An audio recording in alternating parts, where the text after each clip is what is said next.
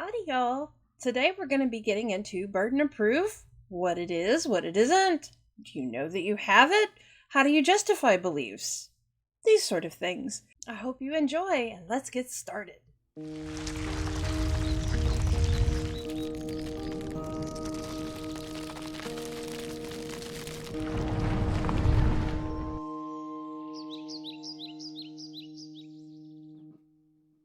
So today I have some very special guests that are going to answer some questions for us regarding burden of proof. In this lineup, you will see Maddie from Objectively Subjective, Evans from Faithless Southerner, and Vencher from Vencher.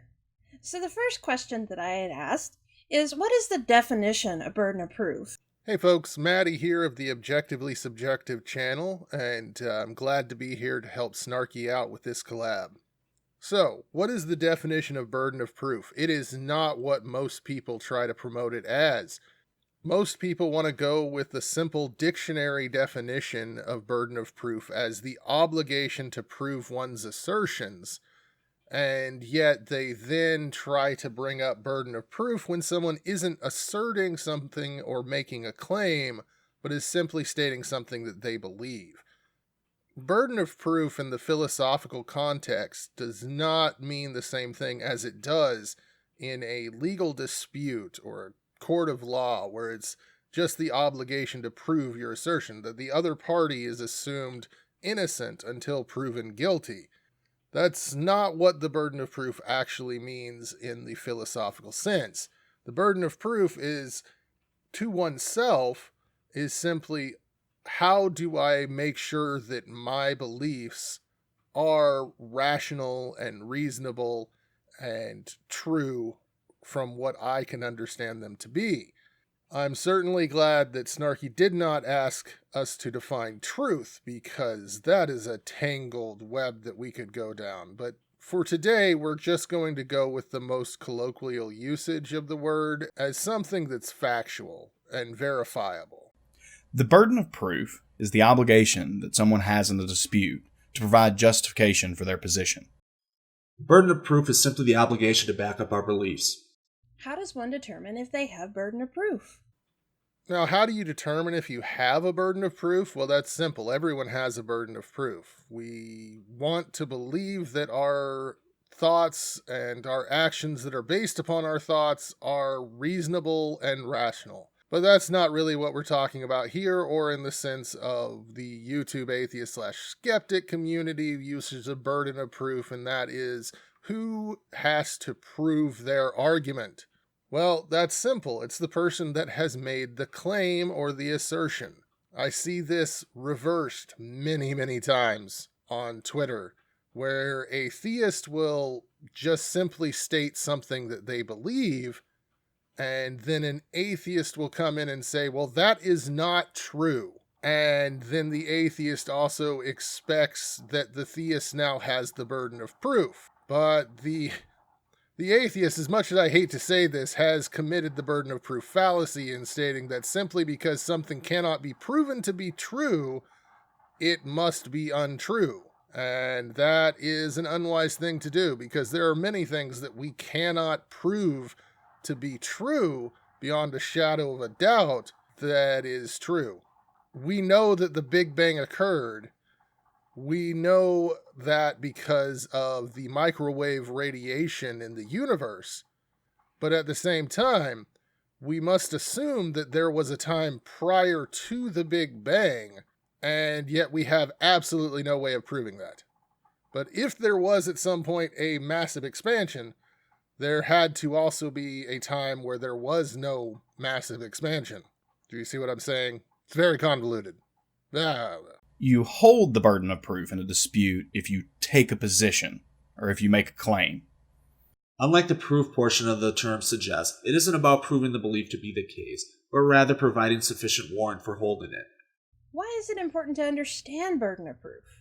Why is it important to understand the burden of proof? Because many people don't, and it makes you look like a dolt online if you do not understand what the burden of proof is. Study. It makes you better at these things. The burden of proof, like many philosophical concepts, is a tool, and its importance lies in its usefulness. The burden of proof is useful because it establishes guidelines with which we can resolve disputes. If a person is not offering sufficient justification for the position that they're holding, then there's no reason to take that position seriously. So, if you want your position to be taken seriously, you should be able to offer sufficient justification for it. It's most often invoked in discussion, but it still applies to our personal beliefs if we wish to hold them rationally. This is why it's important to understand the burden of proof properly. Can you define knowledge and belief for me and explain how they function? So what is knowledge and belief? So knowledge in the philosophical sense that I practice, it is a justified true belief. Knowledge is something that is it's simply true. It's true even outside of the realm of the observer that is discovering this fact.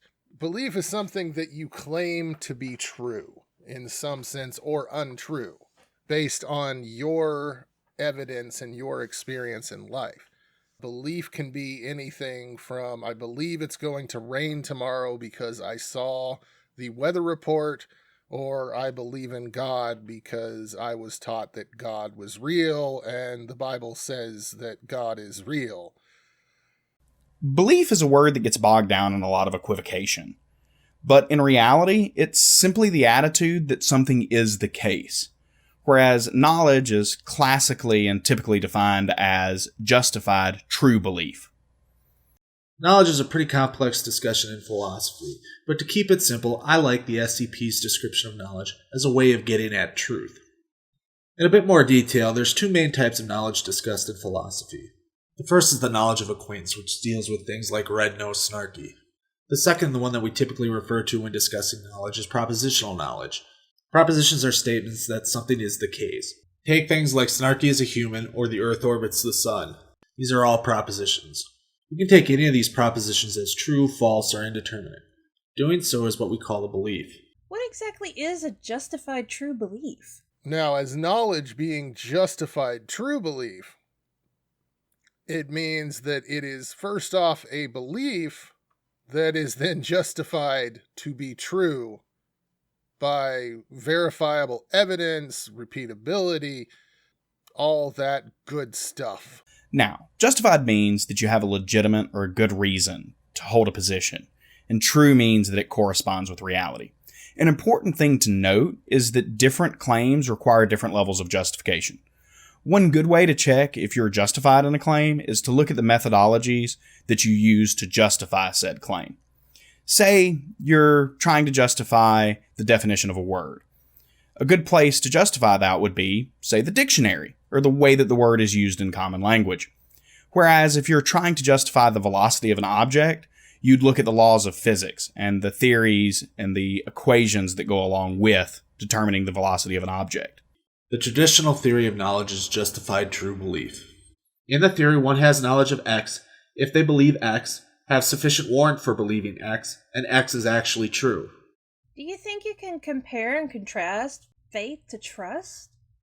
So something that you mostly see in the atheist community / skeptic community is the insistence that I don't have faith or I don't believe in things, I trust things are going to happen, or I trust in people, I don't have faith in people.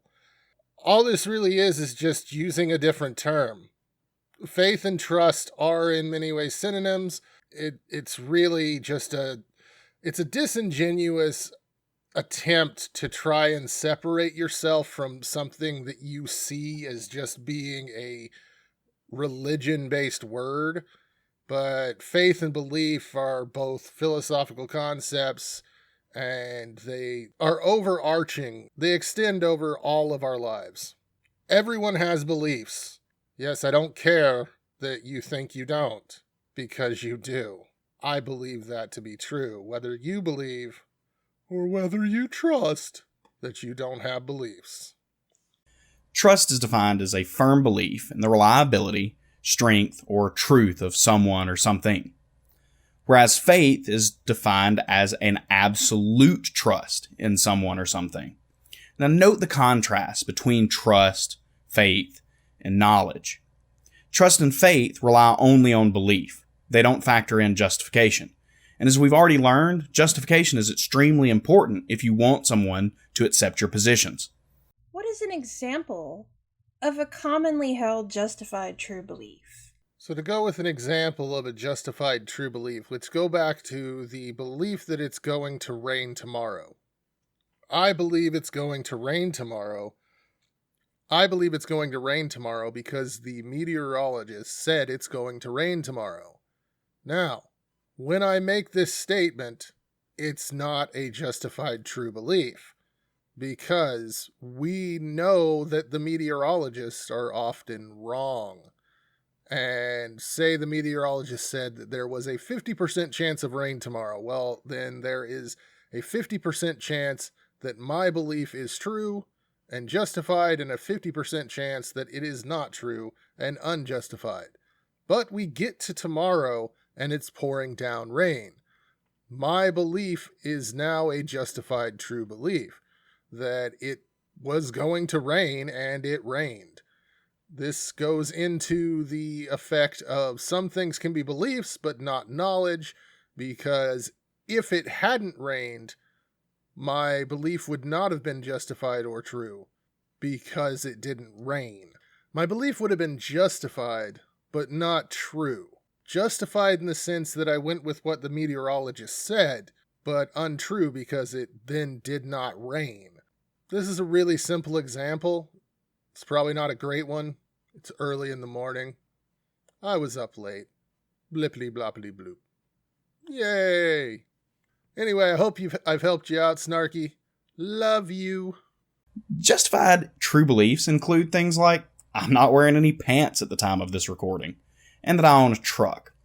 To really boil it down, we can look at justified true beliefs as things that we believe for legitimate reasons, and things that correspond with reality, or that are true.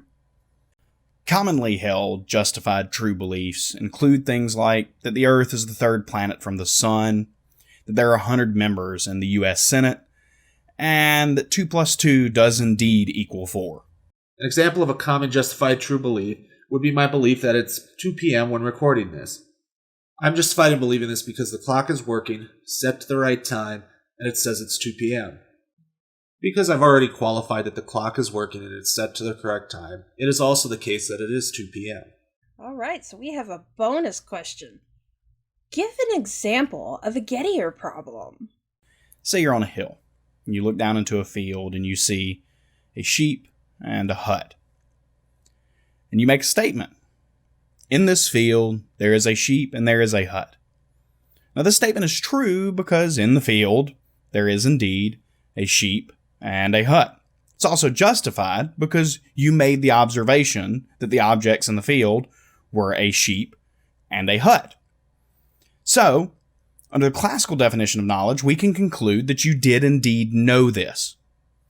What makes it a Gettier problem is that you walk down the hill and you see that the thing that you thought was a sheep happened to just be a pile of rocks that resembled a sheep. And the sheep that made your statement true was actually hidden behind the hut. Now, in this case, you were able to have a justified and true belief that we couldn't consider knowledge because it's due to sheer luck. With this example, we can very easily turn it into a Gettier case by changing my justification to just my clock says it's 2 p.m. The Gettier problem would arise with a broken clock, but that clock still showing the correct time. So while I'll be holding a justified true belief, my justified true belief wouldn't be knowledge. Wow, those are some very good answers, and I hope that we learned some stuff today. Thank you very much to my guests, Maddie from Objectively Subjective, Evans from Faithless Southerner, and Red Vencher from Red Venture. Y'all have been excellent, and hopefully we've got some answers that we can chew on for a little while. And thank you all for watching. Don't forget to like, share, and subscribe, and also hit the bell icon. Thank you, y'all. Bye.